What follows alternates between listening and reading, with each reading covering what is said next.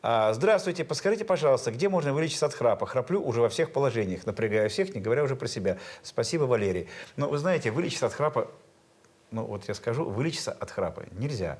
Хирургия, лазер, какие-то приспособления, лекарства, они все имеют узкие показания и не очень эффективны.